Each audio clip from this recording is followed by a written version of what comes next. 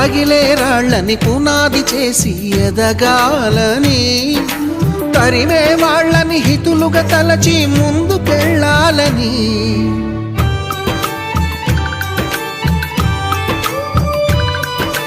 కన్నుల నీటిని కలల సాగుకై వాడుకోవాలని, కాల్చే నిప్పుని ప్రమిదగా మలచి కాంతి పంచాలని, గుండెతో ధైర్యం చెప్పెను, చూపుతో మార్గం చెప్పెను, అడుగుతో గమ్యం చెప్పెను. నేనున్నానని నేనున్నానని, నీకేం కాదని, నిన్నటి రాతని మార్చేస్తానని.